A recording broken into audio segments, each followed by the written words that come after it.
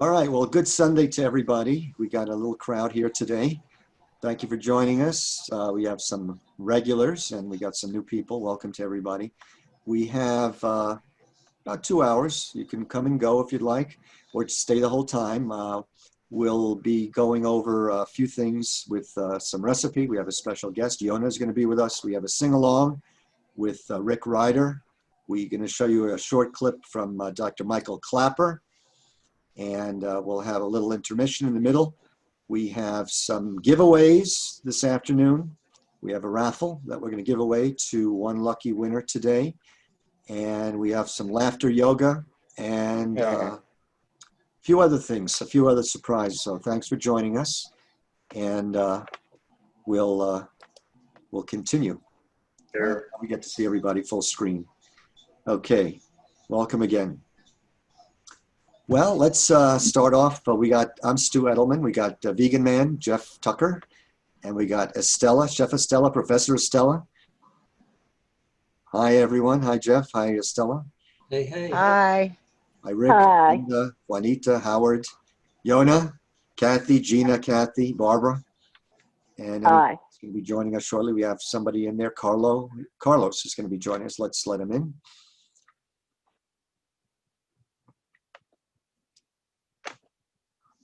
Okay, if anybody would like to start and just take a moment, if you'd like to introduce yourself and tell us why you're here, what you'd like to. Can I model that one? Can I model that one? Sure, Jeff. Okay, because we're calling this circle minute intro. And so this is where we get to find out who's on the call with us a little bit, just like getting a fingerprint, not their life story, because then we'll never get through the meeting. But we've been trying to figure out how much time to give people, and we're trying to try to keep it to a minute. And so it's like this. Hi, I'm Jeff, also called Vegan Man, the chair of EarthSave Miami. And I've been a vegan for whatever years, in my case, about 22, and a vegetarian since 1980-ish. So the second thing we want to know is, what do you expect from the meeting? Well, I expect to reinforce all the things that I like about veganism, the people, the values, and what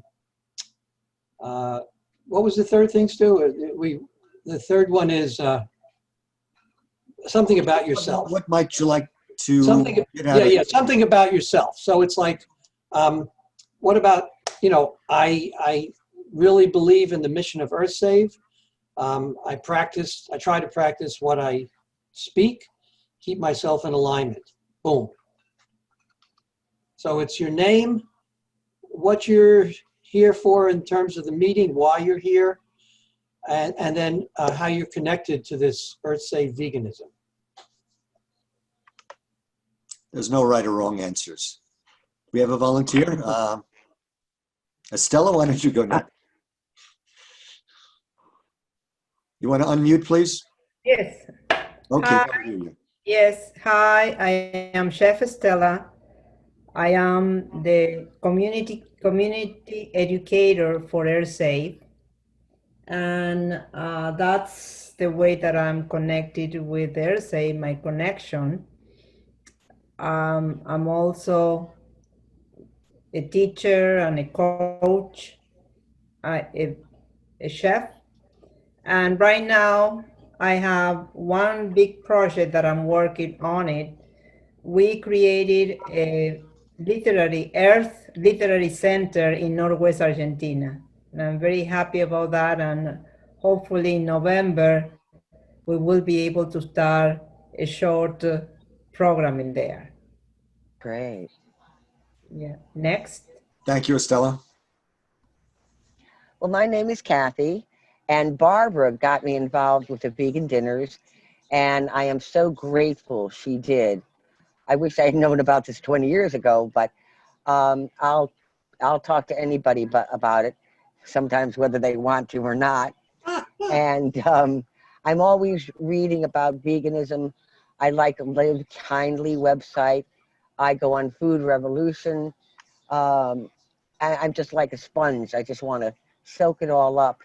And I just like the camaraderie, maybe why you went vegan, and anything else you'd like to share. A new recipe and a new eating place, a video you saw or a new movie you heard about.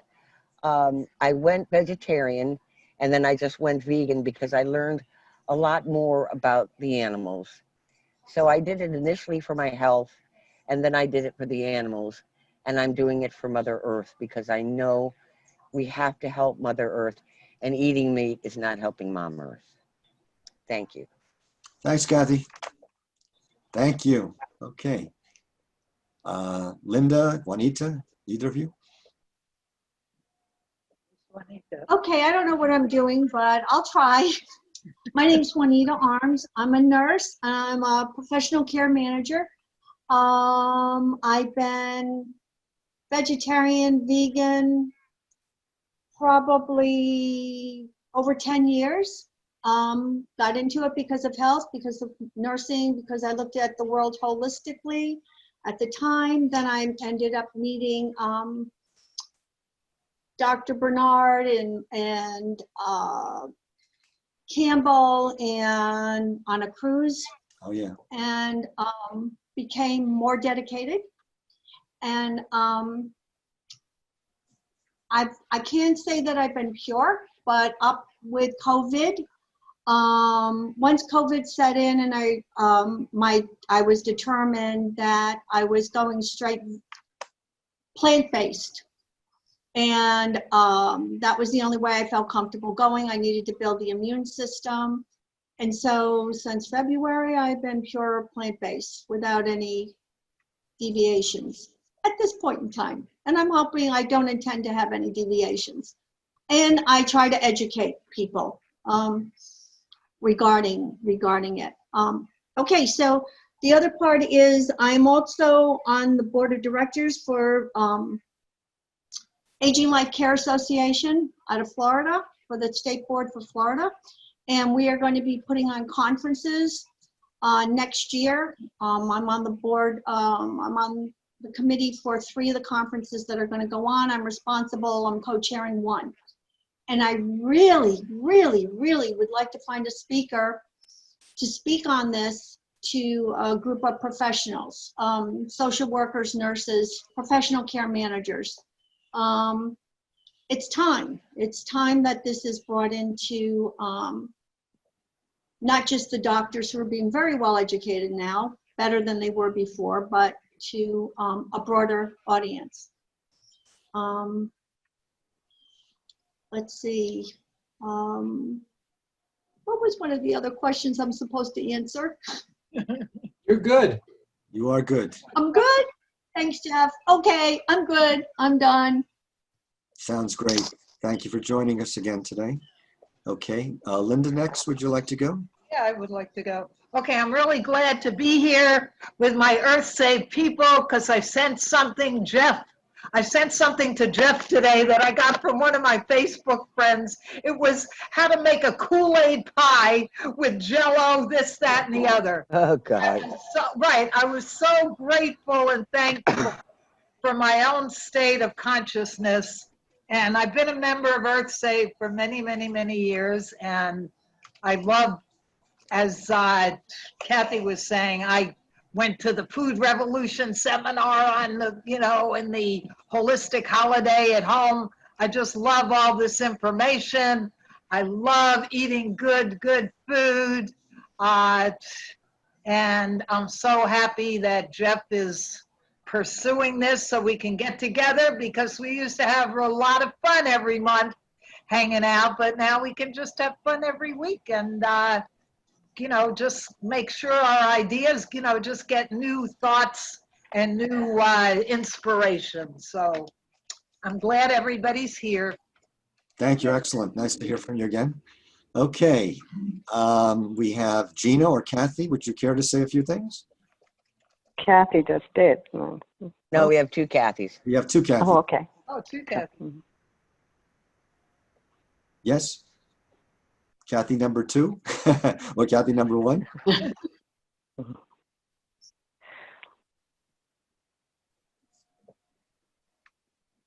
Yes? Kathy number 1? Well, maybe she left for a second. No, maybe her audio is not working. Yeah. Gina, would you care to say something? Yes, I've always been involved with being a person who's going to save the planet, not harm the planet. And I've been getting the emails, and I quit my job. So now I have time to do things like this, and I'm looking forward to seeing recipes. Yeah. Okay, great. Welcome. And Barbara. Hi, my name is Barbara, and well, became a vegetarian because of the animals. That was that was what influenced me the most. I love animals. And I can prove it because I have a whole bunch of them, a whole bunch of pets, plus the ones that I've saved and rescued. And of course, for those reasons, I became a vegetarian, and then I started to dig deeper into it to now do the same things like Kathy, where I'm interested in Earth and keeping us green, or as green as possible, and saving the planet, so to speak. And also, I just want to be healthy, and so I follow those rules, and that's what I do. My first love is animals, and I have to thank that for the reason I became a vegetarian. I happen to be one for many. I can't even remember how many years. That's how long it is, and I have tried to talk to other people to help them or to give them inspiration to do the same. And I feel good that I have helped. Kathy is one, and several other people to change their lifestyle. And other people, if they're not willing to give it up altogether, they gave you up maybe 50% or 70%, and that's a good start. So that's what I'm about, and I'm open to new things, new recipes, new everything. Thank you. Thank you. I'm sure we'll have an opportunity to have you, Barbara, and Kathy, who spoke earlier, to talk about your sprouting and how you got involved in that and how you really contributed to EarthSave in our Tamarack meetings in teaching people about sprouts and sprouting and offering that. So thank you, Barbara. Okay, Yona, let me introduce you as our special guest, and you can tell us a little bit about yourself. Would you care to tell us in just a few minutes? We have welcome Carlos. Would you care to say a few words? Sure. I'm pretty new to this vegan lifestyle. Primarily, I did it for a change of life, mostly because I'm an addict and I had all these health issues from sharing needles and stuff. So then I found this thing about like plant-based diets, and a lot of my ailments without any medication got cured through a plant-based diet. So because my knowledge of plant-based diets is so limited, I'm trying to just learn a little bit more about it. So instead of just eating the same things over and over. Perfect. That's excellent. There's a lot of power foods that are plant-based and vegan, so I'm sure you'll get a lot of good information from us and from the community. So thank you and welcome, Carlos. And Rick, who's going to be performing a song in just a few minutes. Would you care to say a few words, Rick? Yeah, I enjoyed coming to the EarthSave meetings. I miss them because I used to, get a lot of good information and education of, what other people were doing, for their health, immunity, the animals and the planet. And so also I've been looking on YouTube and getting some information from, they have their own channel, Physicians Committee for Responsible Medicine. Yes. With Dr. Bernard and all the other guests that they have, and it's very, informative. And, with this, the pandemic, I think they're going about it the wrong way with the shots. They want the flu shot, and I think working in the lab, working with animals, and I'm afraid they're going to come up with another virus just by testing. I don't know, they're going about it the wrong way, I think. But Well, I mean, scientists, you listen to politicians, you listen to scientists, but I'm not going to get into all that stuff right now. But anyway, you do what you think is right for yourself. And that's why I'm here. I'm doing a lot of raw. And I purchased Estella's recipe online, and it's really amazing.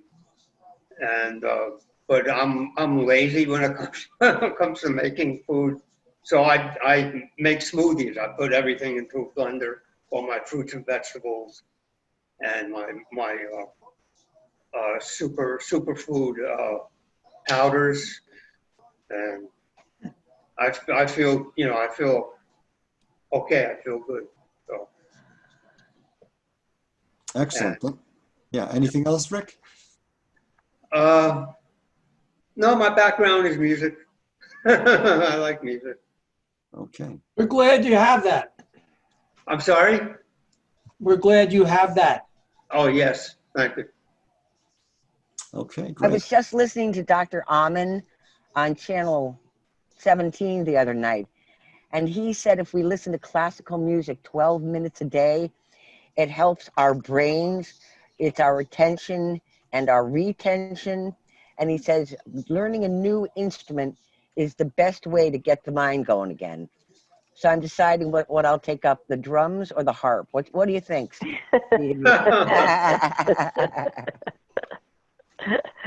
Violin. maybe the kazoo. When I get my teeth, I can't do anything right now. All right, great. And moving right along, let's move to a very exciting talk by Professor Estella. She's going to put on her professor hat today as one of her credentials. And she's going to be discussing the topic, why no oil? So if you'll take it away, Professor.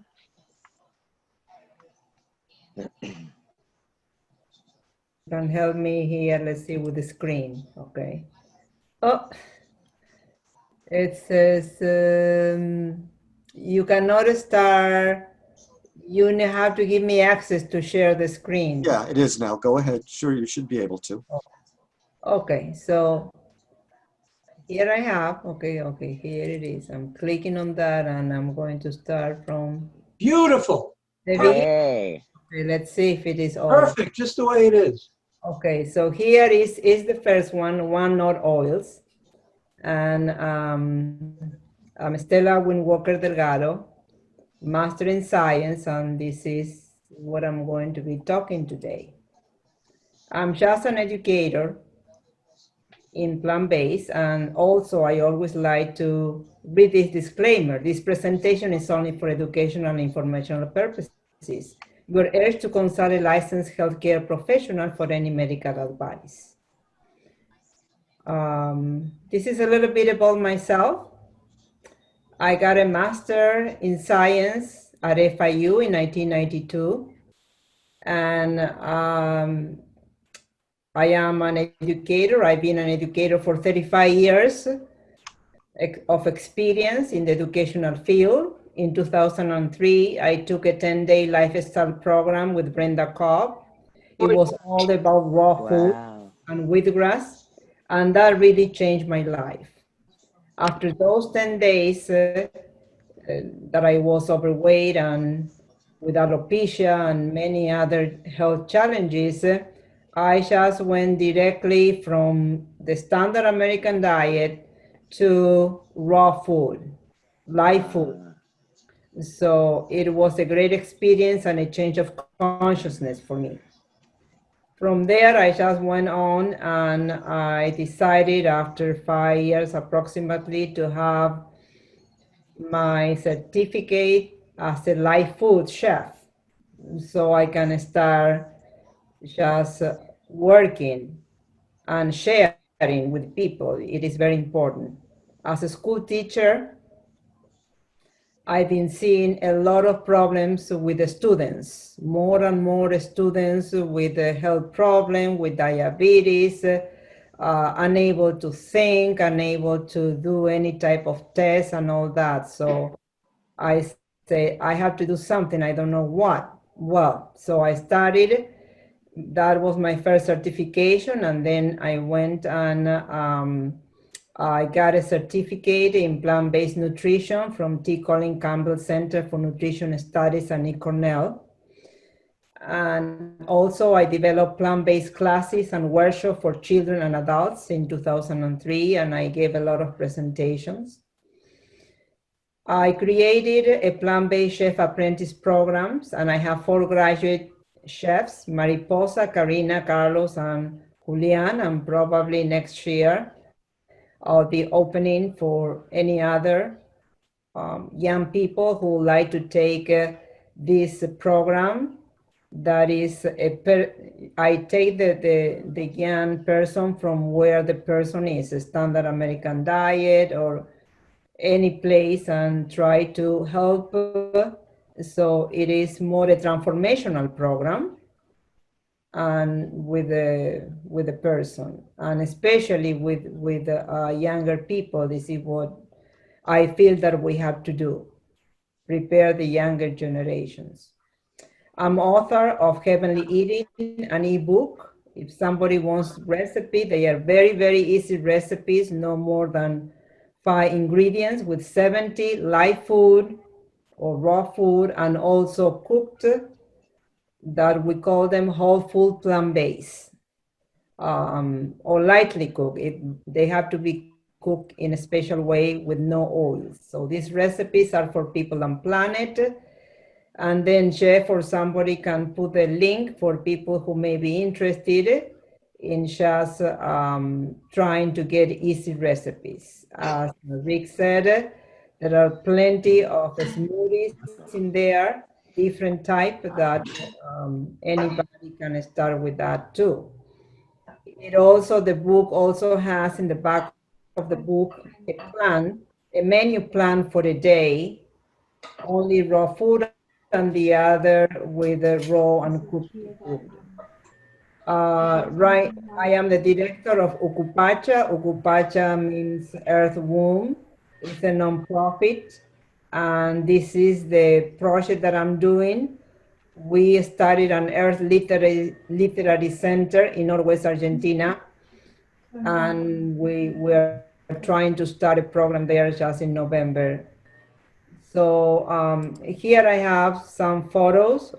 This is, we went to a preschool, and I gave samples of smoothies to children and families. This is in the center, Carlos, one of my graduates, and he made his own food. Then they need to make their own food, and then he sent that photo. This is Maria. Okay, this is another of my graduate, who cooks very well and very tasty. So she specializes in Mediterranean food, and say I wanted to learn about vegan. So she has her certification from me as a chef apprentice program, and they can work on their own as a personal chef for their family, for themselves, or in any restaurant. Okay, right now let's go. Why not oils? Um, Oils clog your arteries. What do your arteries look like? You can see in the first you have a healthy artery when there is a good blood flow. And at this point, would consider that there is no or low risk of heart disease. Then you can see how it start to block the artery. So it start to narrow the artery with cholesterol. And this is an increase in health risk, the health risk.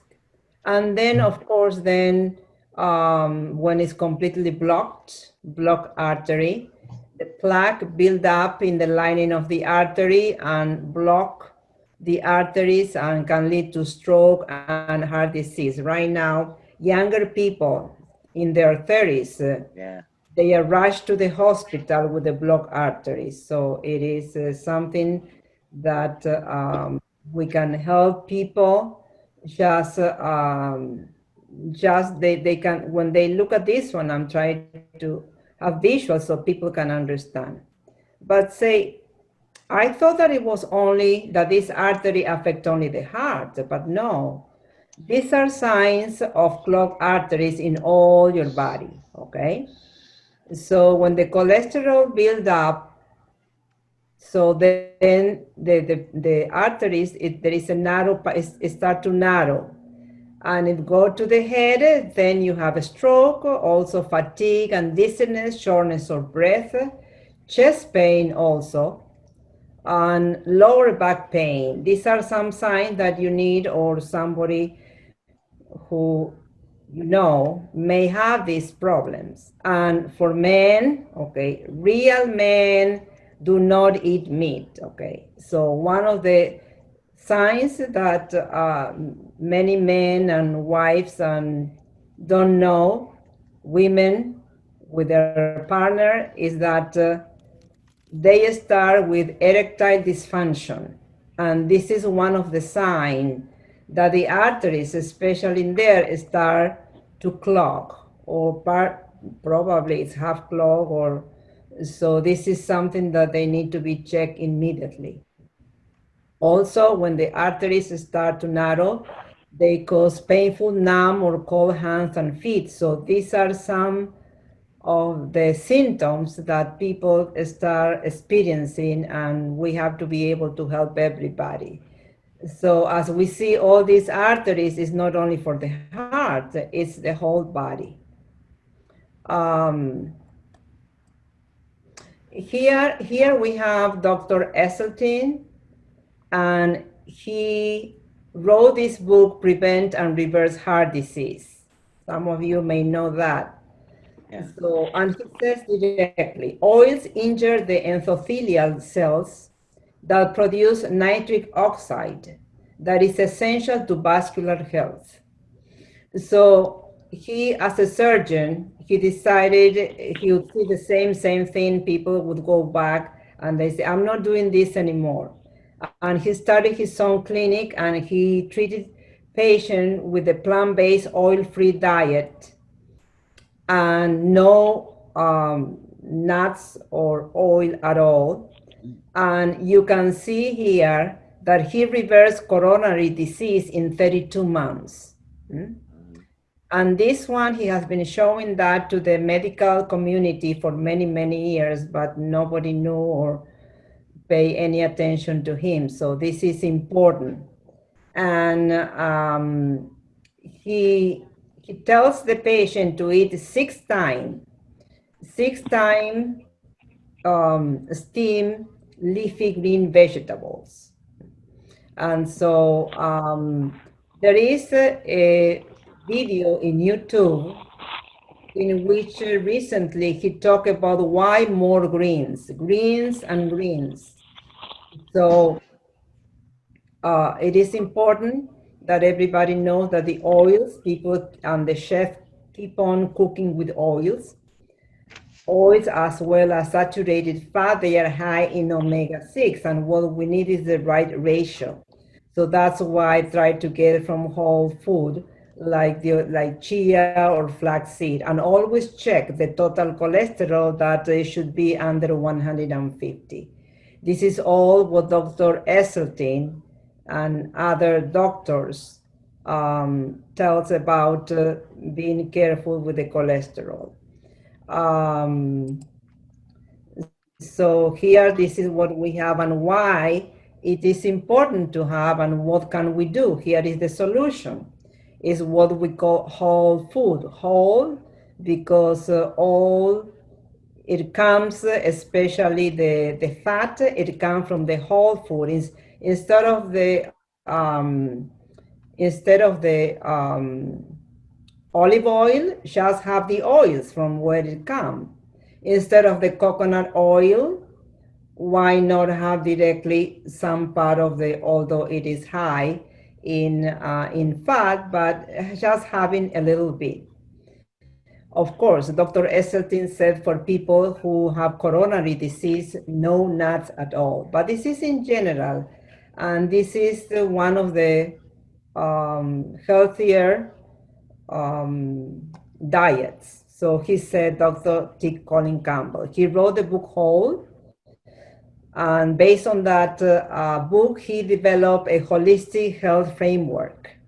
And he talks about that by eating all these phytochemicals, the colorful fruits and vegetables, there is like a synergy and similar to an orchestra, that all these nutrients and all these phytochemicals, they work in a special way to produce a beneficial effect to the body. So that's why he says, eat close to nature. And this is from whole food, plant-based, whole food. Vegetables, fruits, whole grains. For nuts and seeds, they always advise 1 or 2 ounces as a prevention. Probably you can have a little bit more, but as a prevention, this is what they advise. But if you have coronary disease, Dr. Esselstyn says no nuts or seeds at all, and not even avocado. But if you don't have coronary disease, so then you can have just a short amount as a prevention. Legumes also are very important to eat, the beans, and of course, no added oils at all. Just saute, instead of oil, saute with water or with vegetable stock or any other liquid, okay, that you can use, but not oils. Of course, he talks about low or no salt and refined sugars. It depends. If you have a problem with salt and sugar, no salt, but if you are healthy, you can have low salt and low sugar. And I think that I have another one here. Okay. So here, I didn't show this one, that we are also a part of a PPC's Plant Pure Communities, and we help with the restaurant campaign. So if you know any restaurant who would like to have the only thing that they have to do is just to make one meal with no oil. And for example, here we have the Taco Rico. Taco Rico has many places in Old Miami, North and South Miami. And here is, I just went with the manager. This is the Taco Rico in Kendall, and very proud with a sign that says that in this place you can eat a whole food plant-based that is with no oil. And of course, in Broward, we have Chef Christie. If you want to put the stew, if you want to put, please, the link. Chef Christie Cafe also is another restaurant that has earned the certificate. Yes. With one oil-free meal. So if you know you can talk with people, or where you go to your favorite restaurant, and I say, hey, would you like to, or we can help you, or they can call us here and we can help them just to develop one meal with no oil. And so then they can earn this certificate. And Plant Pure has a map that is interactive, and so people who go to different places can click on that map and find where where it shows that there is a restaurant where they can eat a meal that is all oil-free. So this is something that we can all do in our own community, with our own favorite restaurant. And in this way, we're helping the restaurant also to have to attract more vegan people who eat healthy. That is without cooking with no oil. This is the main thing. And I think that yes, that's all. That's all. And I hope that that you enjoy and you got some information from what I learned when I did the plant-based nutrition certificate with eCornell. Thank you. Thank you. Thank you. Thank you. I love Thank that. you. Okay. Stop share now. Let's see if I do that right. Great. Yes, beautiful. Awesome job. Okay. Well, hello, Shri, and Ellen, and Jamie. Oh, Jeff. Hey. Hello, everybody. Hi. Okay, so you just came in just in time for our break. We figure midway through this meeting, we're going to run it a little longer today, and we want it to get longer and longer because really, I think in 6 months, we could have a 4-hour thing going on here on Sunday. Yeah. Really, we could. Ultimately, we could have a all-day Zoom event that has hundreds of people, presentations going on, Yeah. just like a fair, just like a super EarthSave event. But as I say, right now we've got our intermission. So take 3 to 5 minutes. Come on Okay. back, and you're in for a treat. If Yona comes Wonderful. back, you're in I'm for a right on treat. time then. Okay? Okay. See you Thank then. you. So the fake or the vegan version of the regatta cheese is going on next. Wow. And then we have a layer of mushrooms. Well, we already did the mushrooms. Then we have a layer of carrots and zucchini and Wow. a little bit of spinach. So there's going to be a layer of that and then more sauce. Right, what's the vegan ricotta? Yeah, what's the vegan ricotta? So the vegan regatta, it's ricotta is how non-Italians say it. Okay. It's regatta. Anyway, Regatta. the vegan regatta is cashews, basil. What else is in there? Tofu. Oh, and tofu. Cashews, Oh, okay. basil, and firm tofu. Oh, that's good. And, so- And any other spices? and nutritional yeast. Yeah. Any other No spices? good, no good. Doesn't sound good. It's gonna be real good. It's gonna be real good. And so, Just leave it Give on me the, some of that. Give me some of that, Jamie. well, it's just come to Sarasota, and Oh, okay. Sarasota. Italian seasoning is not in that sauce though, right? I put some in. That doesn't look like the inside of a van, Jamie. Yeah, that's right, Jamie. That what happens is the plan was working out nicely, living in the van down by the river. Yeah. this When I Jamie. met Ann, the plan changed. So Wow. So I you're in still own the Arizona? van down by the river, but I live in this condo with this lovely lady now. So you're in Arizona? No, Sarasota, west coast of Oh, Sarasota. It's about an hour south of Tampa. Mhm. And so that's where I live now. And it's been great. And now we're making this yummy lasagna. And let's see, You had some fabulous potlucks at your place. The people who came there really made beautiful raw dishes. yeah. Amy, oh man, yeah. Vegan lasagna smells great. So We're back from our break. Thank you for those of us that are joined us again. We have a few people that are joining us now. And I want to introduce thank you, Jamie. oh, you're welcome. Maybe you can send the recipe to us so we can do it. Oh, yeah. Next time you'll give us a presentation. Yeah. It's not good enough. I want a sample. What time should we be there? Oh, Grubhub. All right. Send the recipe, Jamie. Okay, we'll get that taken Put it care of. on the chat, Jamie. Put it on the Okay. chat. Okay, I'll put that together and get it in there. Okay. Okay, in a moment, I'm going to turn this over to our guest speaker, Yona Demby, who's going to be speaking to us. And I saved her introduction for now. She's going to tell us a little bit about her background and what she's done over the last number of years and what she's been doing to guide people in the vegan community.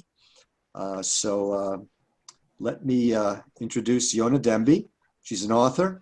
She'll tell you about her book, What Do I Eat? What Do I Eat? She's had 2-year shamanic training. She has a PhD in nursing, as Jeff mentioned, in holistic health and nutrition, education, spirituality, counseling. She also has a bio, which I'm going to turn on in a moment after we introduce her now. So welcome, Yona. The floor is yours. Thank you. That was very sweet. Thank you. You're welcome. My name is Yona, and I am a registered nurse, as we said, with a PhD in holistic nursing and nutrition. And I have, make a long story short, I did regular nursing for many years. I'm 63 now, but in my 30s, I started transitioning into holistic. And some of it was because of my own health issues and then my kids' health issues. And I just started looking for alternative ways to heal instead of using a lot of pharmaceuticals with a lot of side effects. So I started researching food and got into it and realized that that was my real passion, was to teach, as Hippocrates said, the father of medicine, let food be thy medicine and medicine be thy food, and to use food medicinally. So I have been studying that for over 30 years. I'm also an herbalist. I have credentials in that. And so I use herbs medicinally too, such as echinacea or willow bark. I use them also, chamomile flowers. But then in the cooking, when I cook, I always try to cook with fresh herbs, fresh rosemary, fresh thyme. I don't use really a lot of dried herbs, whatever I have on hand, cilantro, parsley, and I use them medicinally. And whatever I feel that I need at the moment, I try to incorporate it into my food. What I was going to talk about today actually is turmeric, because I did a recipe recently, which is not really good, and I was going to go over that, but I wanted to cover just a little bit about just narrating it. I'm not going to get into it because you can get into pages and pages about turmeric. But turmeric is very medicinal, and a lot of cultures use it in food. It is strong, and you can, of course, with anything, you can have too much of it, which you don't want to do. You use small doses, you really don't need very much. If you use it in raw, it's probably better than to use it powdered, but the powdered is good too. The primary is raw. And it works as, it's anti-inflammatory, it decreases the risk of cancer, it also detoxifies the body, it balances out the blood sugar, and it's antioxidant. I just pulled, those are a couple things, there are a lot of things that turmeric does. And so just to give you an idea that if you take things that food uses and just use them medicinally, then you can use them and incorporate them into the things that you eat. I always say there's not one way for everybody to eat, if that makes any sense. Somebody may not like turmeric and may not be able to use it. Somebody may not like mushrooms and they don't want to eat mushrooms. You can't say that there's one diet or there's one way to eat that works for everybody. I don't believe that, and I don't teach that.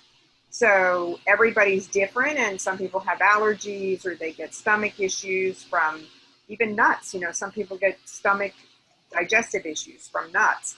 So you have to figure out what works for you, listen to your body, and see what makes you feel good, what makes you feel alive, what makes you feel healthy. What I did was I also did this recipe, and it's called a vegan chickpea flour pancake. And so chickpeas are very high in protein, It's a good way to get another source of protein. And the recipe is, do you have the recipe? This is a picture of This what is what it looks like, right? Wow. for chicken Wow. flour pancakes. And then the recipe is I can go over it with you a little bit quick. It's kind of tricky. You take the flour and you take the water and you mix them together, but you want to decide, do you want to make them thin? Do you want to make them thick? I prefer them thin, the pancakes. I like them thin. And so I make them not watery, but I make them thin with the water. And then I just add whatever you can add. Basically, that's the base, and you can add whatever you want. You could do an Italian one, you could do an Asian one, you could do an Indian one, you can do an herbal one, whatever you like.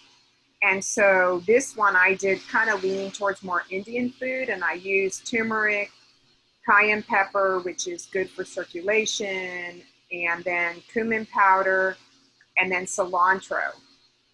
And I put it all inside and mix it up. I do everything by hand. And then you can put spinach and zucchini and kale and carrots and tomatoes. This one, I didn't do that. I did it more plain and just used the cumin, the turmeric, and the cilantro. So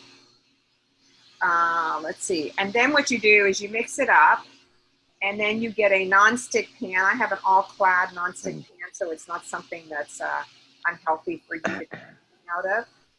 And I just have one, and I use it for all the things that I need to make things like this. And you take it with a ladle, and you just scoop it into the pan and kind of fill the pan up with it. And you cook one side for a couple minutes. You want to be sure that the chickpea flour is cooked. So you either can cook it really low and cook it longer and thoroughly, or you can probably cook it a little bit higher and cook it a little bit quicker. And you would know when you taste it if it's raw on the inside. So you just want to be sure that it's cooked. So you can usually cook it for 3 or 4 minutes on one side, flip it over, and then cook it 3 or 4 minutes on the other side. And I even thought what would be really good too is if you made homemade applesauce, and then you kind of put it, what am I trying to think of, that food that... Potato pancakes and apples? Yeah, potato pancakes. So if you do Yes. like potato pancakes and you put applesauce, it gives it like a sweet and a kind Yes. of like a savory taste, which would be really delicious. I didn't do it when I made this one, but I thought after the fact, I said, well, this would be really good if you added applesauce to it, which would be good. It would be good if you did that too, because chickpea flour and chickpeas, because they're really high in protein, can be constipating, to be honest with you. So you want to add vegetables with it to stop it from binding and from constipating. Because if you eat too much protein, it doesn't matter if it's plant-based or whatever, you can get constipated from it. So you have to be careful with that. And these come out really good, and they're really nice to make. You don't need to use any oil. If you want to add salt, you can add salt to it, and you can make it a little hot if you want to add chili peppers or a lot of cayenne pepper. You can experiment with it. I don't think you can go wrong. Do you know what I'm saying? When you add stuff to it, you're not going to go wrong. And then you can also make it sweet if you want to you could do dates in it, or you could do like raisins. You could add the raisins to the savory. So, and that would help with, maybe if it's constipating. They're really good. I mean, I like them, and they taste really good. And just be careful. If you use hand well, you can't use hand on this because it's flour.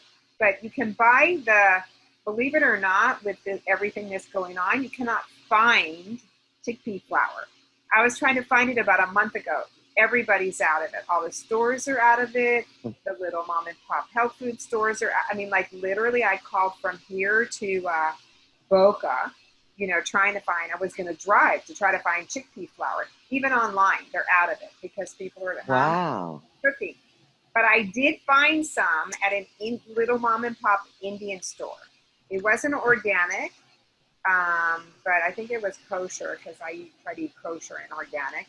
But it was good, and it was fine. So I ended up finding. I was surprised I even found it, and I have a Vitamix with a grain container, and so I can grind my own grains. And that was an experiment. So I tried to grind the raw chickpeas to make the flour.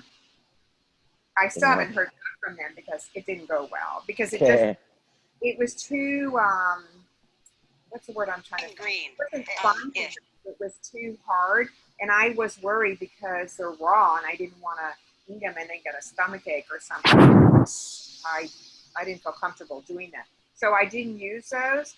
And I just went to the Indian store and I bought it. And it's so different. The one that they have, it's really, really, really fine. Like just fine, like, I'm trying to think, like flour. You know, flour. It's not even finer than salt.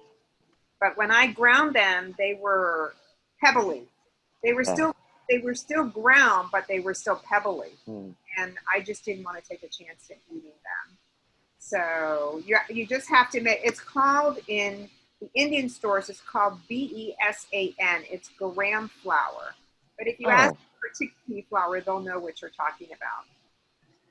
And a lot of them come from India in the Indian store. They do come from India.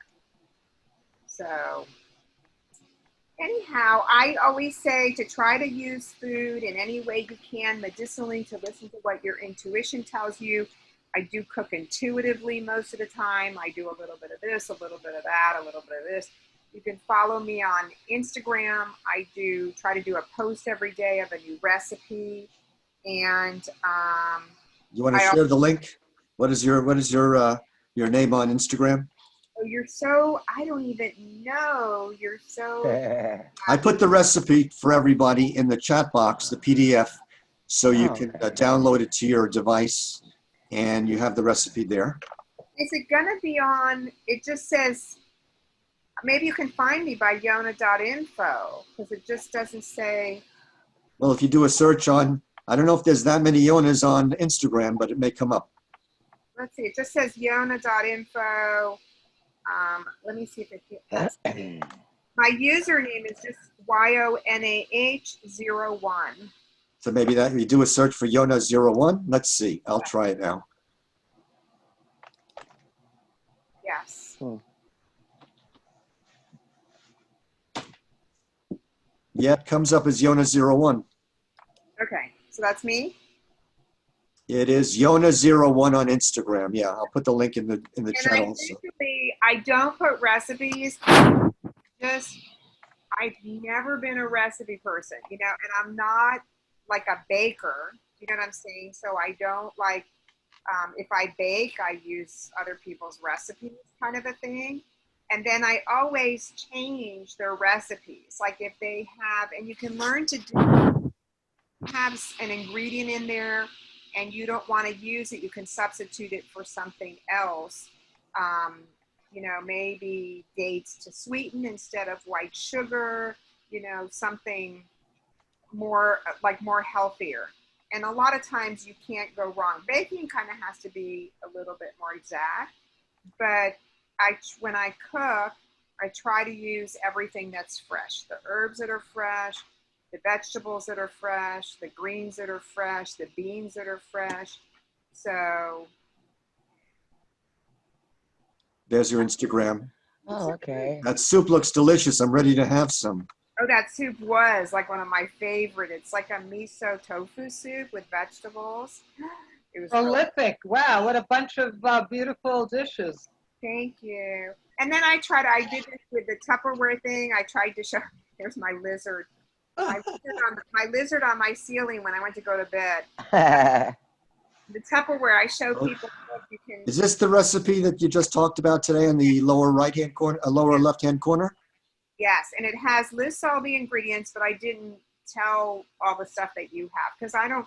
If people want to message me and say, "Well, how did you make this?" You know, I can write it down and guesstimate on it. Wow, this looks good.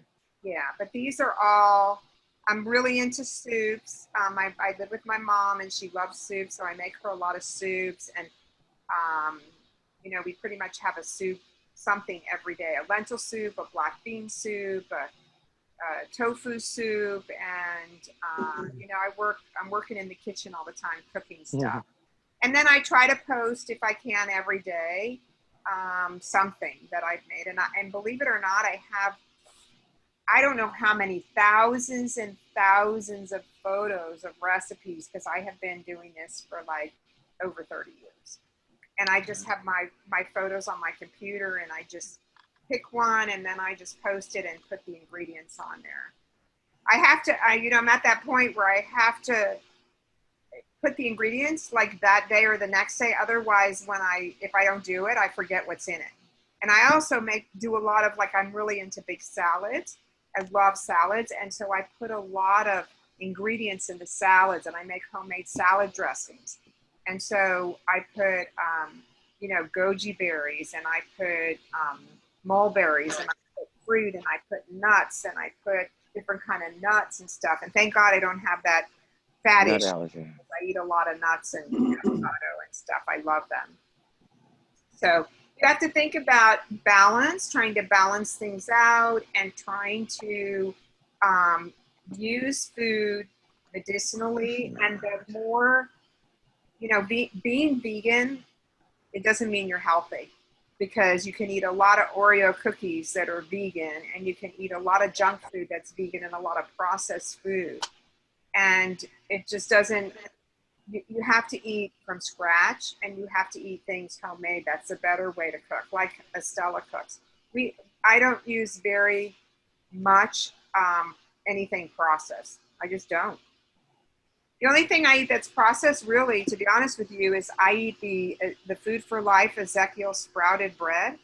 You know, I'll eat their buns or their bread or their cinnamon raisin bread. I like that. And sometimes I make I did a picture of it. It was so good. I did like their buns, and then I made mushrooms, and I sauteed mushrooms, and sometimes I'll put zucchini, whatever, on top. And then we have like a big bun full of a lot of different vegetables. That's one of my favorites, because I love mushrooms. And I've done a lot of stuff on mushrooms too, the medicinal qualities of mushrooms. But I was going to tell you, on my website, which is yona.info, I do a newsletter every month, which Jeff knows, and it comes out every month, and it's free. And if you sign up for it, you can get my newsletter. And that's a little bit more detailed. I do a recipe, and then I do the medicinal qualities of food, and then I do sometimes a video that I'm in, and it talks about stuff that I do. So, and I do have a nonprofit also. I have a nonprofit organization called Conscious Eating and Living Foundation, which I accept donations to, and I work teaching. That's what I do, day and night, teaching people about how to eat healthy and, you know, how to use food medicinally. So if somebody emails me and they have a health issue, you know, I'll try to help them with something they can use medicinally. And I also talk to people that don't have the financial means to pay, because not everybody can do that. So I will work with people also. But I do take even $10 donations. Wow. So thank you. I don't know if anybody has any questions or. Anybody have any questions? How could we get a hold of you? Do you have an email, or how do you prefer to be text? My email is just my name, Yona. I'll put it on. Okay. At what? Yona@yona.info. Okay, it's on there, everybody. Thank you. Yeah, you're welcome. And Yona.info is her website also. Right. Yeah, before we leave today, if you haven't scrolled through the chat box, you can click on the links or copy them to your computer so that you can reference some of what was covered today by our speakers. Stu, you could tell them they could save the whole chat. Yes. on the chat box, they could save the whole thing and just store it away. There's a You lot do of that. information.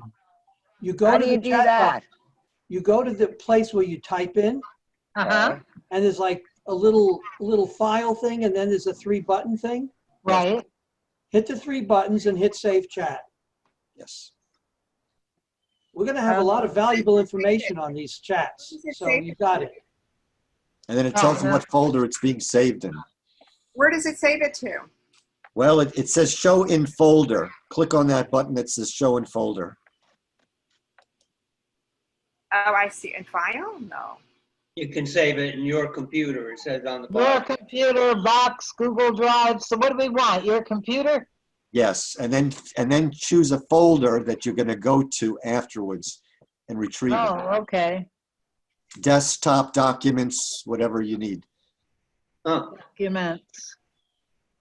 Okay, you got some time. We're not logging off yet. So any questions for Yuna besides Ellen, besides Kathy? Yeah, you know that was a very interesting recipe. And in our Indian cooking, we use these pancakes quite a bit. Oh, good. And a lot of times we replace the flour from the besan or the chickpea flour. I use millet flour, and I can use a ragi flour. There's several different kinds of flour. It's very easy to replace the flours. Now, do you have it with other food, right? You just don't eat that. No, no. A lot of times we just eat it alone Oh, wow. with some sauce. The green sauce. We have this green sauce made of cilantro and ginger. It's delicious. Yeah. We'd love for you to. They are so good. They really are, and they're filling too. We'd love to get Yes. some of your combination of ingredients also. So That would be great. feel free to write them down one day, Shri. Okay. Sure. Now, I was going to ask you, when you cook them, how long do you actually cook them for? Till they become sort of light brown on either side. Yeah, and they're about 1/8 of an inch thick, at least. So when you cook them, do you think you cook them a couple minutes or 4 minutes or longer, 10 minutes? Well, it takes maybe 2 to 3 minutes each one. 2 to 3 minutes total, or 2 to 3 minutes each side? No, total. Wow. Yeah, it doesn't. See, I was worried because it's raw flour, chickpeas, and usually you have to soak them overnight and then cook them if you're going to make a soup or you're going to cook them. But I tell you something, to me, I'm not a canned person, and there's nothing like homemade beans. Chickpeas, if you make them homemade from scratch, they are amazing. They don't taste anywhere near like a can does. I don't care what can you buy. But all those beans, by soaking them overnight, and just cooking them fresh. Lentils, I don't particularly care for lentils in a can. I'm not a can fan, but my family, my grandfather lived to his 90s, and he was kind of like a fresh, everything fresh, so. But those are delicious, those chickpea pancakes, and they're a good source of protein. Yeah. I have a question. People are talking about using non-stick pans, and I used them before. I haven't used them in years. Now I'm hearing, of different vegan cooks and chefs using them. So what kinds are good? What kinds aren't good? What do you look for? I heard one person said if the first layer underneath that can't be aluminum. Do you want me to show you the pan? I have this all-clad pan. It is really expensive. I don't know how much, but it's a lot of money because all-clad is top of the line. And hold on a minute. Okay, thank you.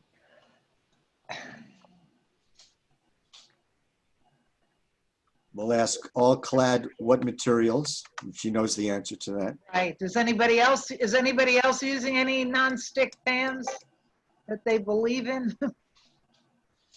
I used to use those little sandwich makers, but then I go, it's Teflon. I'm not going to use it.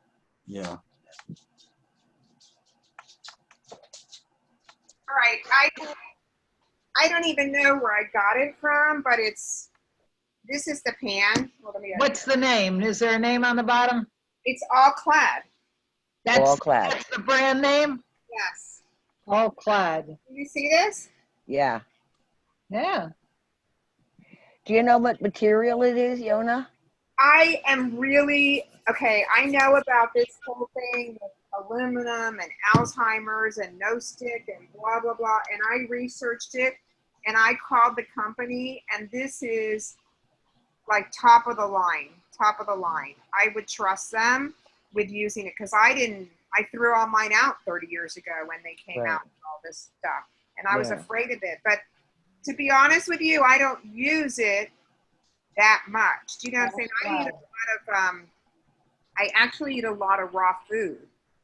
And when I, you know, I use a rice cooker to make rice, you know, and I usually just have sprouted, I try to eat only sprouted grains, sprouted brown rice, sprouted quinoa. I don't eat like mainstream, any of that stuff.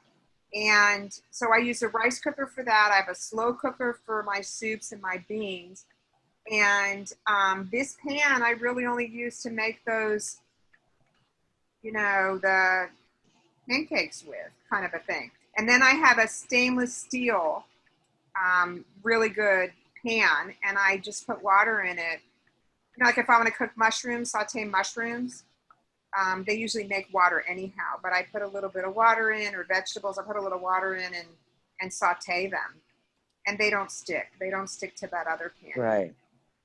But this is for, I tried the pancakes in the stainless steel. It didn't work. It was a disaster. I'm just telling you. I don't know. What have you done it before in a stainless steel pan? Not really. All Clad seems to be a really good brand, but there may be different levels since I'm not familiar. But I'm going to show you. There's one. Macy's sells All Clad, and also Amazon has one. It's a copper core stainless steel pan with 5-ply bonded construction with stainless steel, aluminum, and a thick copper core. So probably there is aluminum in there, but not at the layer that heat. Aluminum may be on the bottom where you're using it to heat the burner, but not on your food. Is that possible, Yona? Yes, it's like a heat conductor, so they put it in there. You know, it makes the pan hot, and it kind of like, what do you call it? The way they have those layers, you know, it just heats it evenly. Yeah. You know, All Clad, I've had them for over 30 years, and the good thing about them is the stainless steel ones are easy to clean. I don't know how they make them, but they just, even if you burn something or something gets stuck on it, it's very easy to clean those pans. Look, I don't even work for them, and I'm like telling you to buy. Yeah. This says I have a stainless steel, and it's not All Clad, but it's stainless steel, all stainless steel. Here, this is stainless steel, aluminum, and a thick copper core. So you're getting the 5-ply bond. With the stainless steel is touching your food, which is healthy. Right. Which is not unhealthy. To me, anything that you buy, I'd rather have less stuff but have good quality. So it's an investment. You know, and those things you can put them in your will to your kids. You know what I'm saying? It's like, that's how good they are. They'll last like 5 generations because they're such good, and they clean really easy. So I always say, buy less, buy what you need, but buy the best quality, because it just makes a big difference. It's like the blenders, buying a Vitamix. You know, it makes a big difference in the Vitamix blender than having a cheap blender, because they burn out and you end up buying multiple ones and they don't last. And, you know, it's an investment. And you can also buy refurbished things. I don't know if you know this. My Vitamix is refurbished. I bought one refurbished, and it was less than half the price of a Vitamix. You just call the company directly, and you can buy one through them, and you get a warranty on it. And the motor is refurbished. So say they went to an event, and they use the Vitamix for one day to just do an event, like at Costco or something. They can't sell the Vitamix. So they refurbish it, and then you can buy it, and they just give you a new container. I mean, that's a great deal. Yeah. You know, because they can cost $700, and you can buy one for $200. You know, a Vitamix. That's pretty good. Yeah. If you can't afford a Vitamix, you can get a NutriBullet because it's very effective. I have both. If I Yeah. want to do a big batch, I do it in the Vitamix. But if I want to do a small batch, that little NutriBullet it does it. I don't know. I'm not. I have one, and I used it today, and the thing almost flew off the counter because I. It scares me. I have a 900 watt. I used to have 600. Then I got 900. I go, is it going to take off or what? You know, I put frozen bananas in, and the thing was shaking all over the place. I said, "Oh God, I should have just used the Vitamix instead of using that." I've had banana smoothie today with it, and it was fine. And kale, some protein powder. I was going to ask you, when you make those chickpea flour pancakes, what do you cook them in?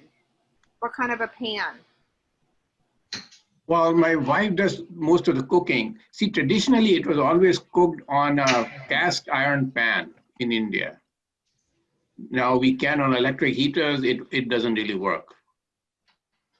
So she just cooks in a normal pan. That's what she does. A what? A normal She pan? just cooks in a normal pan. And how does she get it? Does she add oil to get it from sticking? Yeah, she is an oil person, no matter what you, but normally it is ghee. That's what she uses, but. Yeah, I know. They can't give that up. That's really hard for them. Yeah. So you can't persuade her. It does taste. I actually can't eat dairy mostly because I'm allergic to it. I get like congestion and stuff. But it does make a big difference in how it tastes with the ghee than it tastes, without it. Yeah. Oh, yeah. It's a big difference. Yeah. But very little. She uses very little. That's what. Yeah. When I cook it, I try to avoid all kind of oils and. Yeah. And it doesn't taste good with olive oil if you try to use olive oil. No, not but really. You tell her with this pan, I'm telling you, she doesn't need to use oil if she wants. You know what I'm saying? If she can, it's hard when they've done it for so many years. Yeah, and it's like us with the Jewish cooking, and they come around the holidays and you get used to all these different foods and you just drool and you go, oh my gosh, I'm missing those foods, but they don't make you feel good after you eat them anyhow, No. Yeah. See, I am big on raw food, but she is not. Oh. And now recently I'm getting into millets. It's becoming very popular in the vegan circle in India, millets. Oh. Yeah, these are very high fiber content. So I think millet spikes your blood sugar if you have issues with it. I'm just telling you. I've tried eating it before, and I think it's. You probably never use the kind of millet I'm talking about. These are the foxtail millet, the barnyard millet, the brown top millet. It's not the proso millet that you get here normally. Oh, yeah. In the United States. They call millet the queen of the grains, and it's very alkaline. And when I was trekking in Nepal, they made beer out of millet. So it's a big staple in Nepal for making beer. So you can alkaline your system, huh? I love it. I have it now. Millet. Yeah, it's a special millet in Nepal. It's called the kodo millet. Kodo? Kodo, K-O-D-O, kodo millet. And it's very, very, see, these have carbs, but they have a very high proportion of fiber with it. So it does not give spike of glucose in the blood when you consume it because it's a soluble fiber, and that tones it down. So really it is very effective. What is it called again? So there are 5 different millets. One is called the foxtail. The other one is a brown top. The third one is a barnyard. Fourth is a little millet. So there's different millet. I mean, there's a whole website on it, and and if you want to buy them, you have to go to some like the local Indian stores. I was going to ask you that. You have to go to an Indian, because I've purchased millet like Bob's Red Mill, and that's the different millet that they have. Is that right? Then that's a proso millet. Yeah, that doesn't have much fiber in it. I've tried it a couple of times. I mean, I have it in this bread. Ezekiel bread has millet in it, and I figure I'm getting my millet in that. But every time I've tried it, I get like brain fog. I just feel really spacey after I eat it. And so I think it's too many carbs or it just spikes my blood sugar. I'm not sure, but Well, that's a proso millet. That's, yeah. Well, millets they are very environmentally friendly. So you look at rice and wheat. To grow millet, you need 1/10 the amount of water that you need to grow wheat and rice. Wow. Any millet. I was going to ask you, Shri, when you eat the millet that you eat, do you eat it with another protein source or anything in the meal? Because I just did confirm something online that, for instance, quinoa, which a lot of us may enjoy, quinoa versus millet, and they may be talking about, again, a different millet than you're talking about. Quinoa is a complete protein, which means it contains all 9 of the essential amino acids, which they say is a rarity amongst grains. And quinoa offers about 6 grams of protein per serving, where most grains, including millet, lack the essential amino acid lysine and has a lower overall protein content. So, from a standpoint of eating it in a meal, that's why people that eat beans and rice, they complement each other in the meal. Isn't that, can someone confirm what I'm saying? Well, so there are hundreds of different varieties of millet. This is my understanding. So they did a lot of research and then they found these 5, and you have to use each one in sequence. They cover all the protein, but the most important thing is the carbs with the fiber. Because your body needs carb, because carb is what ultimately makes it carbs becomes a glucose in the blood and goes into the cells. And then the cells, the carb is burned, and that's where you get all your metabolism and all the energy out of it. So if you eat, just for example, rice, most of the rice that we get is polished. I know at least in the Indian store, all the rice is polished. So there's no fiber in it. Correct. It's pure carbs. Yes. So if the Kodo millet is polished, it doesn't have, it's not good. Well, the thing that happens, for example, the rice, the fiber in the rice is at the surface. In this Kodo millet, foxtail millet, the fiber is throughout the grain. They're concentric circles. So there's a layer of carb, there's a layer of fiber, there's a layer of carb, there's a layer of fiber. So there's no way you can get rid of it.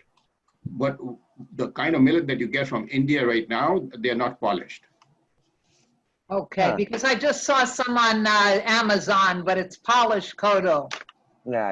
Yes. Well, you can walk. I mean, if you're local here, there's a store called Patel Brothers here in Sunrise. Yes. And, the first time I heard about it, I said, where the hell would I buy it? Because not all of them are available online here. And I walked into the store and there they were. And the name is Patel Brothers? Yes, it is in Sunrise, Patel, Patel Brothers. Okay, great, thank you. Store, great store. Yeah, and it is amazing. I'll put in the chat box here the name of the website where this much. There was a doctor, he's in southern India now. He's proper MD, and he came to United States, and he was doing research in medicine. I think he worked for DuPont and those big corporations for several years. And then he saw all the wrong things going on with the health of people here. And then he started doing a lot of research. He went back to India. It was difficult to find these special millets, and he encouraged farmers to grow them, etc. And now it is becoming so popular, even northern India, which is the fortress of wheat, they've started growing millets now. So it is growing quite a bit. And people have really cured of very difficult problems in their health. ALS, they have cured. Cancer, they have cured. You name it, Alzheimer's, they have cured. And you can easily replace rice with millets and wheat. Anything you can do with wheat, you can do with these millets. Anything you can do with rice, you can do with millet. They're very delicious, very easy to cook. Very easy to cook and very delicious. But you have to soak them overnight, just like you soak the chickpeas or any other beans. You have to soak them overnight before you cook them and eat them. I do see that Walmart has it in stock for free delivery. The foxtail millet, 2 pounds, $16.22.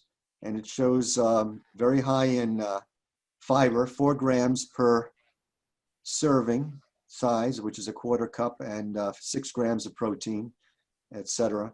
So Yes.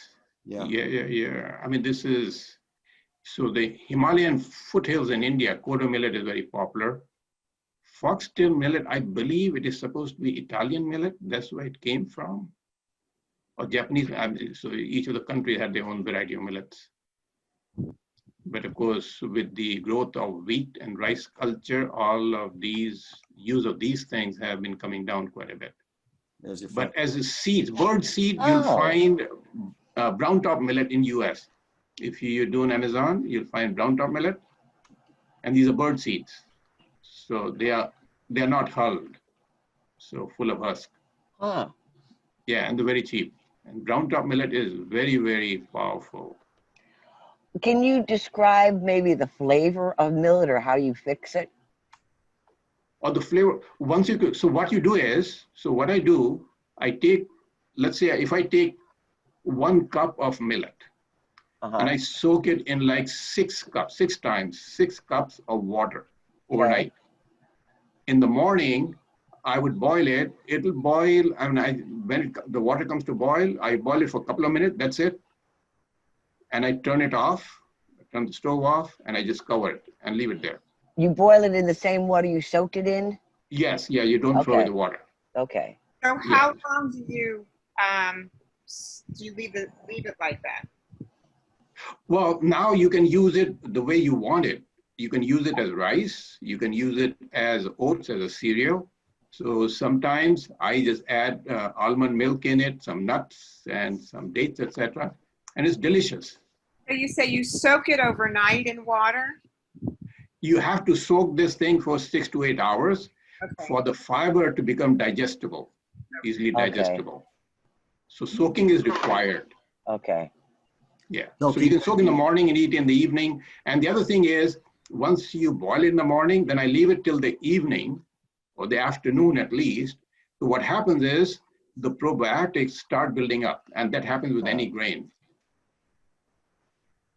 So and that is the amazing part. So you get then you don't really have, then afterwards when you use it, don't really warm it because now it's become probiotic. Okay. So you get the grain, you get the probiotics as well at the same time. And I just eat it like rice. So I eat it like Indian food. I replace the rice with this millet. And then I eat beans and I eat my regular veggies, etc. Okay. I'll have to try that. Thank you. Yeah, it's perfect. Very easy to cook. Tastes better than rice, at least to me. Oh, I don't eat rice normally anyway, so I'm into choosing, trying new things, definitely. Sure, yeah. I'll put a little turmeric in it. How about that? That sounds good. Yeah, I put all kinds of spices, turmeric and pepper and coriander and fenugreek. Okay. And we have all kinds of Indian spices. That time? How long you cook till it boils? Yeah, boil and just boil it maybe a couple of minutes. That's all. It doesn't need much cooking. I mean, and the grain swells up like 10 times. These wow, are very, so just a few minutes? Yeah, a few minutes. And the grains are so fine, very, very small. Yes. And they just swell up. I mean, it's amazing. Oh, I'm ready. Can I add raisins or bananas and make it like the morning oatmeal? Oh, yes, absolutely. Yeah. Some almond milk or soya milk or whatever you like. Or just, I've gotten into kasha, and that, buckwheat, that makes a nice oatmeal in the morning for me. Yes. Sure. I mean, you can even add oats to it, and you can add quinoa to it if you want to. Yeah, I mean, yeah. You can mix it with any of these things. Thank you. You're already eating dinner. I have to go get dinner for my mom, too. Go feed her. Especially after talking about all this food. I know. They're eating that lasagna that looked really good. Yeah. How is it? Thank you, Shri, for your contributions. We're going to move on to a little sing-along, and then we're going to have a giveaway coming up. We got a 3-minute clip of Dr. Clapper and the raffle and some more stuff, so I hope you'll stick around. I'll introduce to you now Mr. Rick Ryder. He's going to help us with my mom. I'll be back. Okay. Sure. Thanks, Fiona. We're not eating lasagna yet. We're eating our salad. Lasagna's still in the oven, but it's coming. All right, Rick, you want to I'll be right over, Jamie. Okay. Let me go grab my guitar. Okay, we're gonna queue up. If everybody wants to join in on the sing-along, I'm gonna put up the song. You may have heard it. And Sing along with Rick. sing along with Rick. Are you almost ready, Rick? Just about. I'm gonna put the song on. Tell me if you've heard it. Maybe you can start. Can you play it? And let's see if somebody can, you know, just- Anybody, are you going to put up the lyrics? So yeah, I'll people put up the lyrics after. Let them hear the beginning and see if they know what the song is before you sing. How's that? If they don't guess it, I'll put up the lyrics anyway. Well, it's an Elton John song. Okay. And I mentioned it to Jeff. Yeah, we know what it is. And he said it's a good thing to play since it's called Crocodile Rock, since they are and it's Okey-doke. There we go. endangered species. Oh. So what, you want me to just go ahead and start? Sure. Go ahead. And if you want to join in, unmute yourself so I could hear people singing. All right.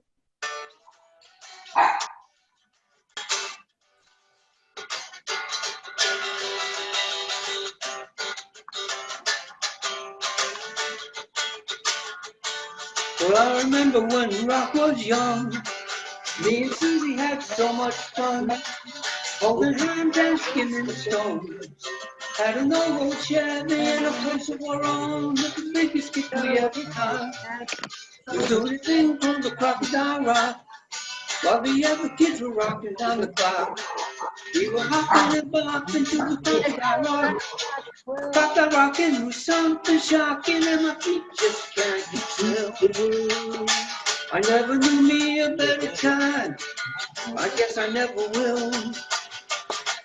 Lordy mama, it was Friday nights when Susie wore those dresses tight. Well, crocodile rocking was out of sight. La la la la la. La la la la la. La la la la. I dropped my pick. La. Pick it up. La la la la. La la la la la. La la la la la. Well, the years went by, Rockets died. Susie went and left us for some foreign guy. Long nights crying by the record machine, dreaming of my Chevy and my old blue jeans.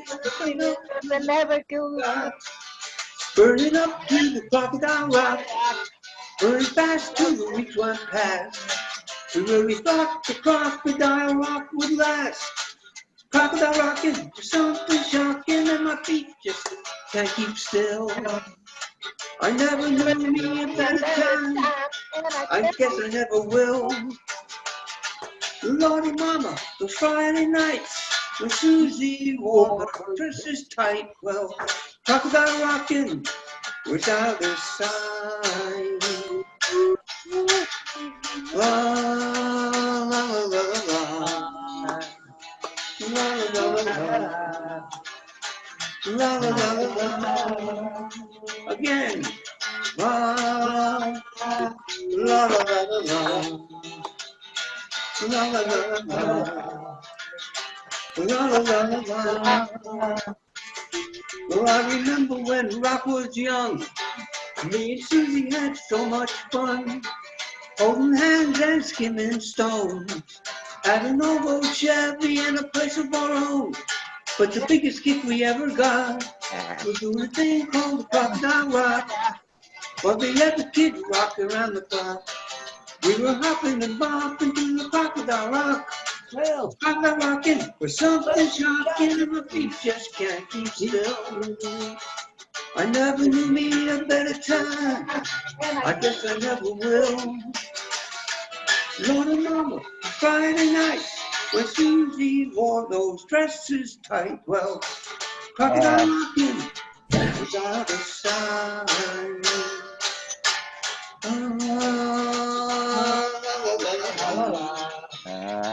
La La la la la. La la la la la. La la la la la. La la la la la. La la la la La la la. One la. more time.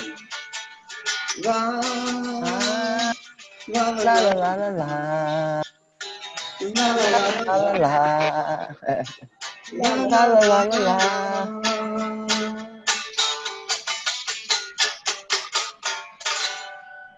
Thank you. That Good. was cute. Great, thank you. You're welcome. Thank you, Rick. Well, you people have stayed on through all the pain and the suffering we've undergone. So you're going to, you all qualify for our super duper giveaway. Yay! Hey, and of course, who's our giveaway man? Who's our giveaway host?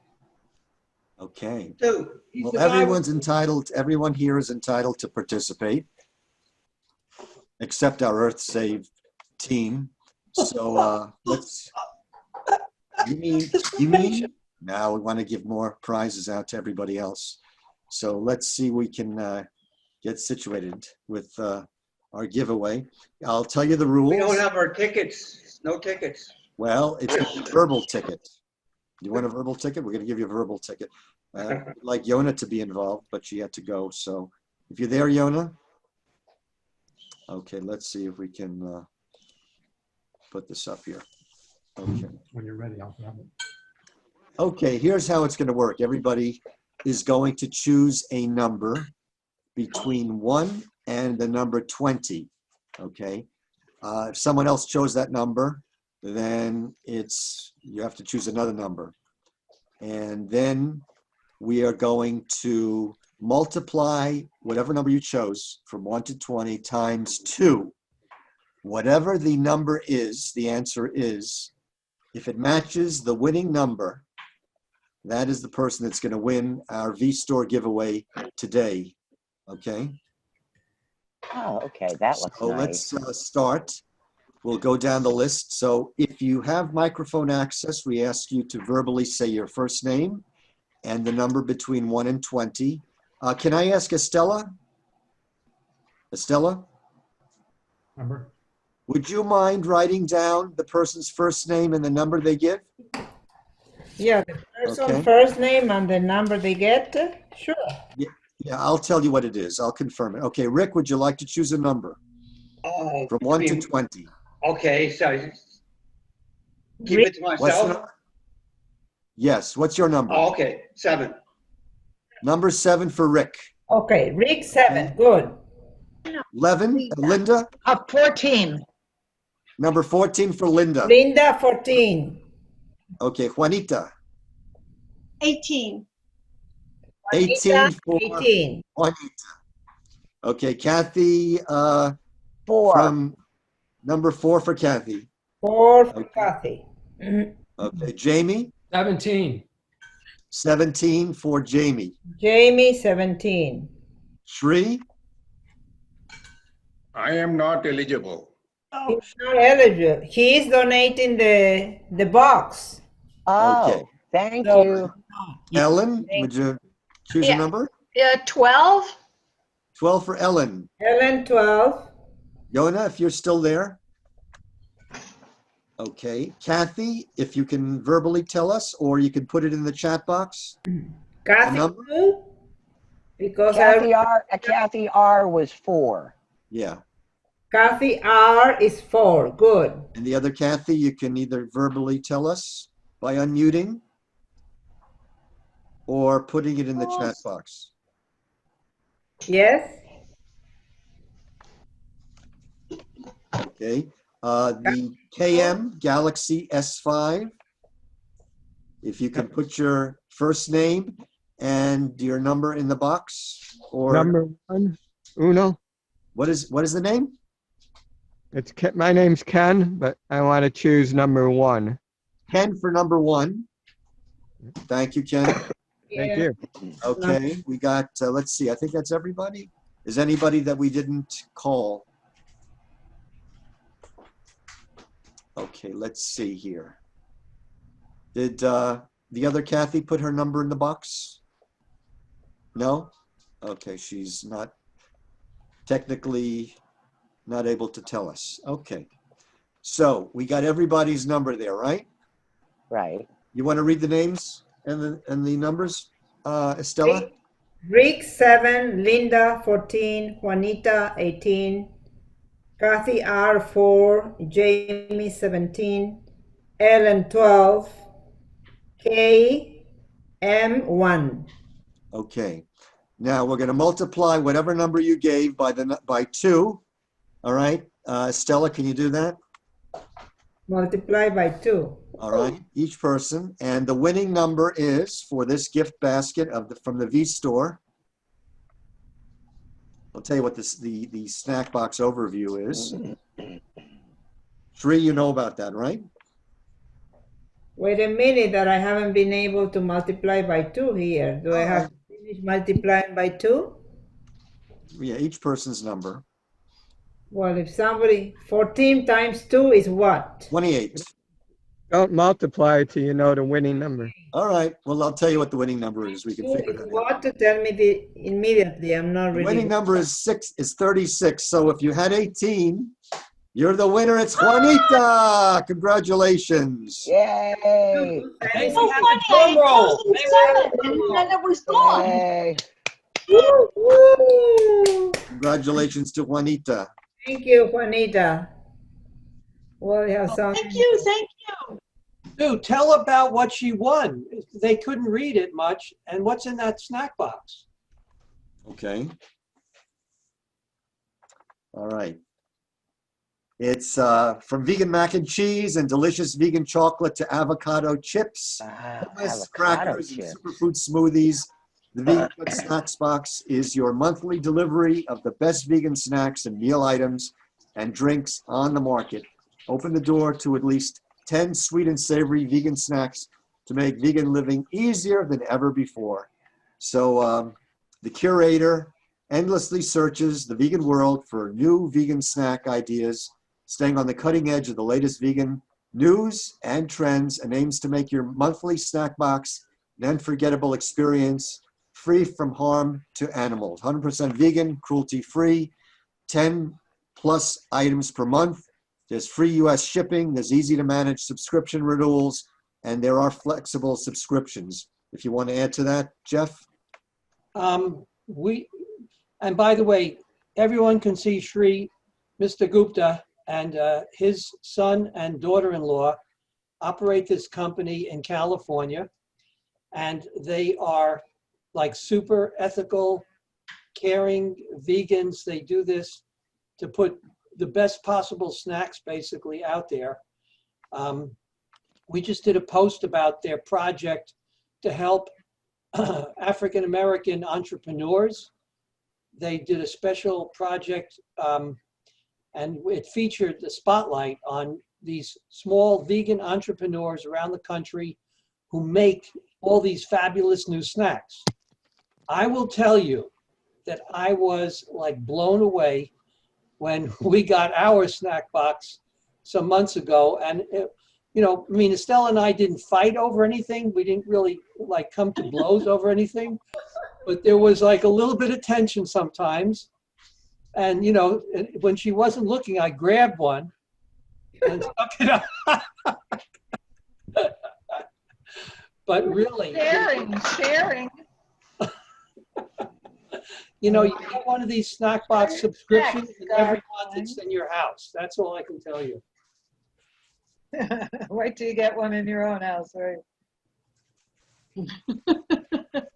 And if anybody wants to start a subscription, Jeff, they can go on to the V store and they can get more information, correct? Right, just go to V-Store. I'll right. put a link to V-Store. We'll ask you, Juanita, after we'll email you. Wait, maybe she can put it in the chat. Oh, no, that's right. We don't want that. Don't put it in the chat, Juanita. It's your private. No, in a private EarthSave email, you'll give us where you'd like it delivered. Thank you. You're welcome. Okay, we're going to move along to play the 3-minute clip of Dr. Clapper, Dr. Michael Clapper, on the most powerful strategy for healing people and the planet. And I'm going to get that queued up, and we'll get that started in just a moment.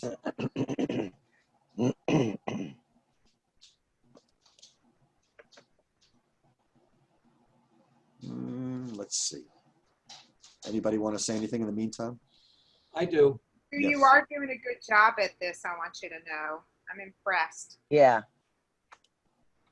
Stu, yes, Stu. Thank you, Stu. You know. Very welcome. Okay, Great. let me get Dr. Clapper. Jeff too, yes. Jeff, you wanted to say something?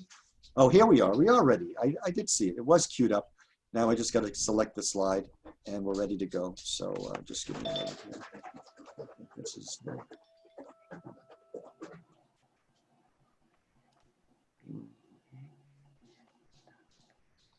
okay. While we're waiting, you should all know that Dr. Clapper helped give birth to the EarthSave organization 30-odd years ago. Wow. He was there with John Robbins in the initial video, and he's still he's rocking the world. He's just perfect at summarizing and categorizing, and just watch. Are you able to hear the audio? Yes? Low, too low. Maybe you have to mute everybody. Was working in Vancouver, British Columbia in 1981. I was at the Vancouver General Hospital. I was a resident of anesthesiology. Better. You can see I've not changed a bit. Mute everybody. And I found myself on the cardiovascular anesthesia service, and day after day I'm putting people to sleep. And I'm watching surgeons operate on arteries in their neck and their heart all over their body. And from their arteries, the surgeons are pulling out this yellow, greasy gut called atherosclerosis. This is nasty stuff. This stuff will kill you. This stuff will set up formation of blood clots and stop blood flow to your brain. Your heart will kill you with a stroke or a heart attack. And one day, I'm watching the surgeon pull out a particularly slithery, rubbery piece of yellow material out of an artery. And I think to myself, man, that stuff looks like chicken fat. And a little voice in my head says, there's a good reason why it looks like chicken fat. It is chicken fat, and cow fat, and pig fat, and the fat of every other slow animal is walking past this man's table when he had a fork in his hand. And this really resonated with me because I was eating lots of chicken, and my cholesterol was through the roof. And my dad was already showing signs of clogged arteries, and I knew I was going to be laying on that operating table with that striker saw going up my sternum, and I didn't want that. I saw those people when they woke up. And so I began getting these flashing lights saying, you should change what you are eating. You should stop letting all that animal flesh through your arteries. And they're duly registered. But the real clincher came several weeks later. I was having dinner with a friend in a restaurant in Vancouver. And actually, the seeds of this incident had been planted years ago. There were already literature reports in the medical journals that people could reverse clogged arteries with a plant-based diet. This one was published in 1977. Dr. Dean Ornish had already published studies showing that you could reverse this plaque out of your arteries with a plant-based diet. And as these were resonating with me, I remembered something that happened 10 years earlier. When I was a fourth-year medical student, I would spend my Saturday nights in the trauma unit at bad old Cook County Hospital in Chicago. And every Saturday night, I would see the worst of what human beings inflicted upon each other. I saw the shotgun blasts and the machete chops, and by Sunday morning, I would walk out of that trauma unit shaking with what I had seen humans do to each other.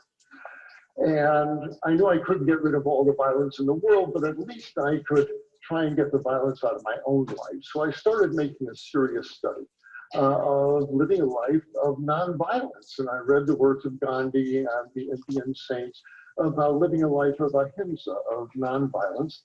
And so one evening in a restaurant in Vancouver, I am pontificating to a friend about living a life of nonviolence, but I was doing so while polishing off a 14-ounce porterhouse steak. And he looked at me with great compassion and says, "That's all very nice, Michael, but if you want to really get the violence out of your life, you might want to start with that piece of animal muscle on your plate, because in satisfying your desire for the taste of that meat in your mouth, you are paying for the death of the animal and for the next one in line at the slaughterhouse." Well, when he said that, all the old rationalizations jumped into my head. Well, that's what they raised him for. The animal's dead already. All of those came up. But before the words could pass my lips, that little voice in my head said, "You know, it's right. Right." I'd done a lot of my growing up on my uncle's dairy farm in Wisconsin. I saw the old dairy cows who weren't being milk shot in the head. I had chopped the heads off chickens. I had seen calves taken away from their mothers to keep that milk flowing so my uncle could sell the milk. I knew the cruelty and the violence that were inherent in all animal flesh products, all meat, all dairy products. And when I went up to pay for the steak dinner, I felt complicit in a violent act, a violent crime. And at that point, I knew that my days of eating meat and dairy products were over. If I was going to be a man of integrity, I could no longer deny the fact that in paying for this meat, I'm actually paying for unspeakable cruelty to be delivered upon these innocent animals. And I could not deny my complicity in that act. And I adopted a plant-based diet. It wasn't a big sacrifice. I had oatmeal and fruit in the morning with some rice milk on it. Lunches and dinners, big colorful salads, hearty vegetable soups, Oriental stir fries, Indian curries, big plates steamed green and yellow vegetables, lots of colorful fruit for dessert. It was a joyous way of eating, still is. No calorie counting, no portion control, just eat till you get full. And my body loved it. Within 10 weeks, a 20-pound spare tire of fat melted around my waist. My high cholesterol sank to normal. My elevated blood pressure went to normal. And I felt great, waking up in a nice, lean, light body every day.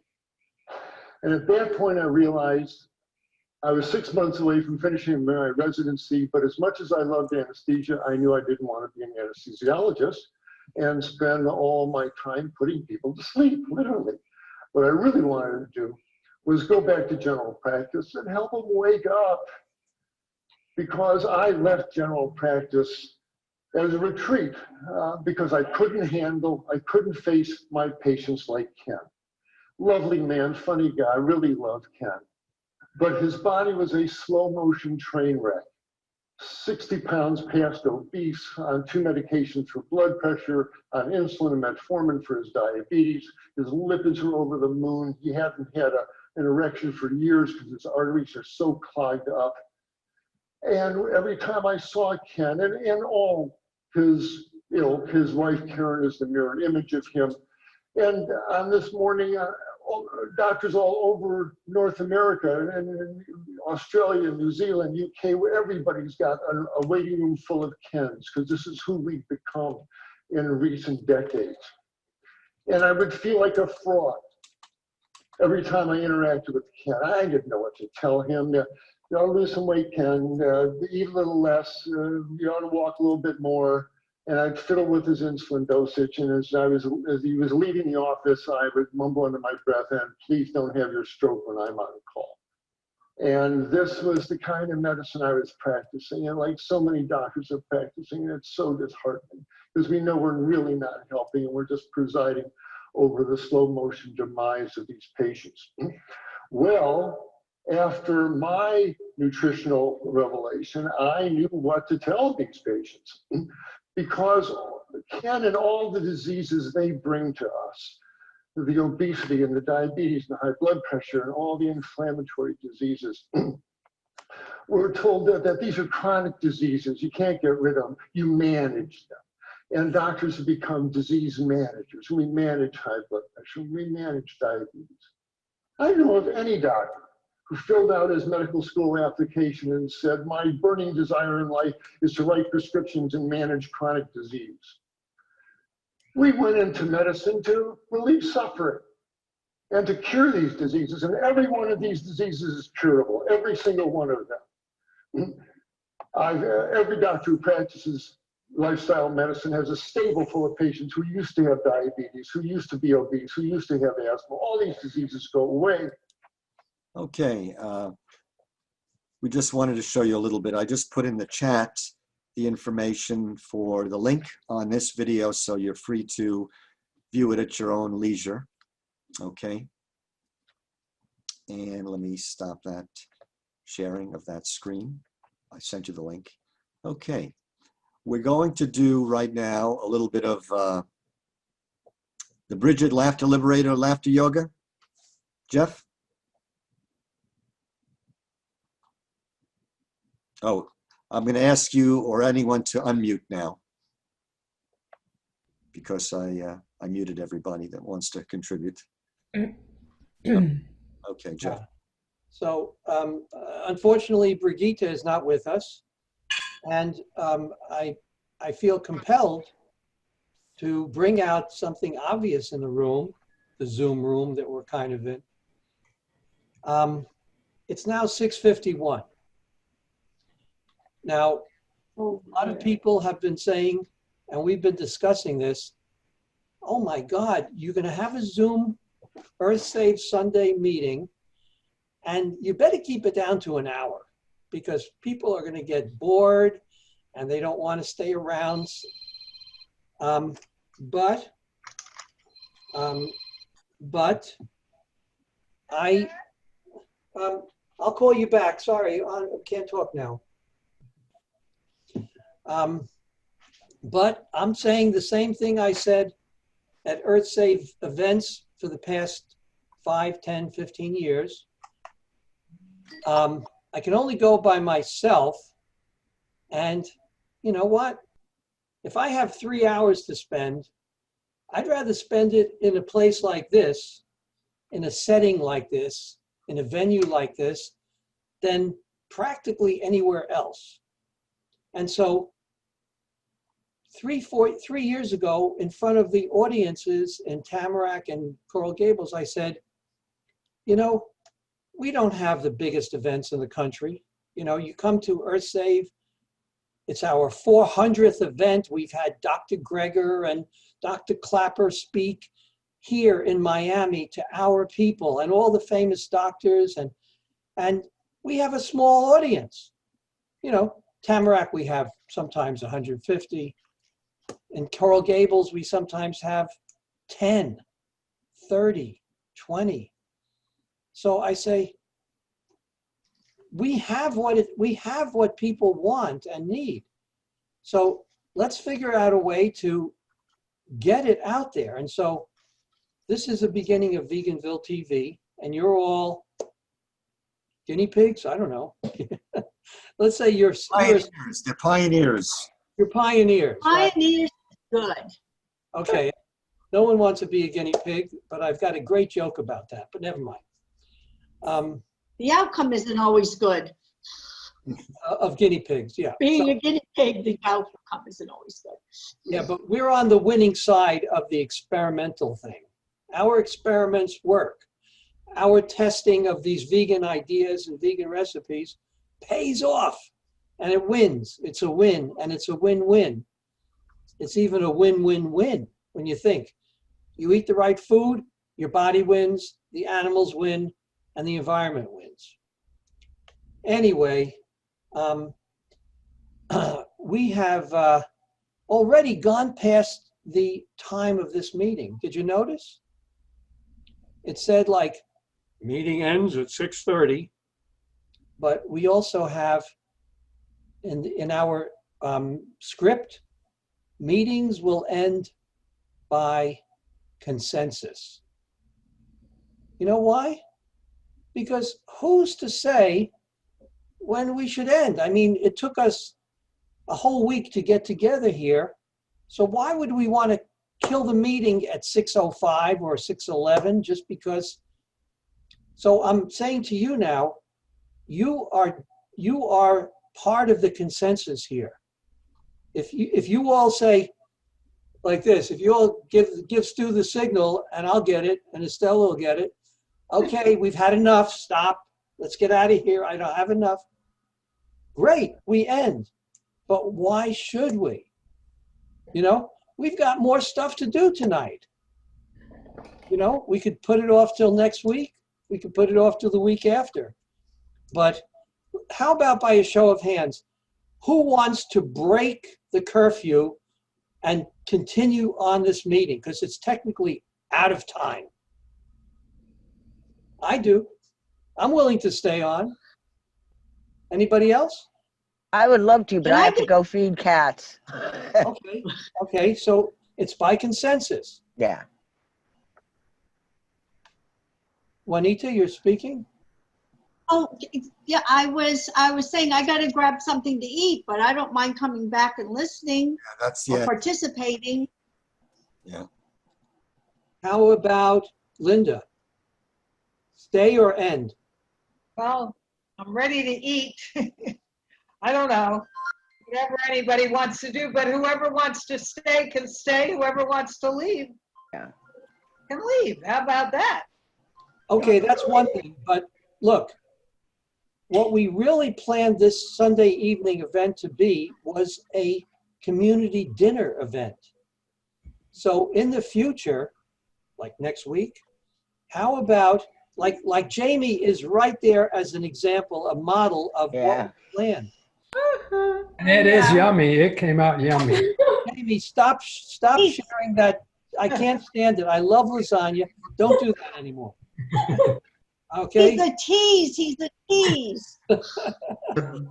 But really, so in the future, you won't have this problem, and we could actually schedule a longer meeting if no one's going to be starving, you know, and straining at the bit. So what do we say? Should we could end. I don't think we really want to stay if there's 3 or 4 people, you know.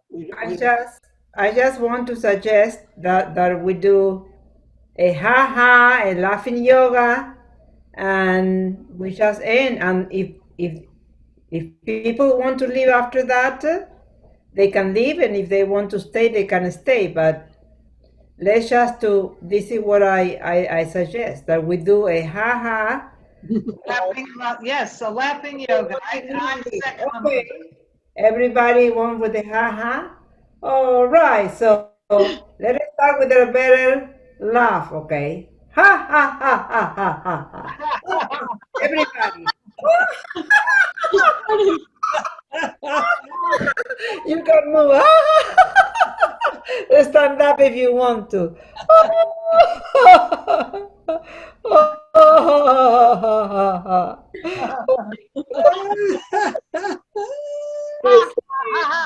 You don't feel it, okay? Make it till you make it. That's what the laughing yoga is about. Okay, that is the laughing yoga.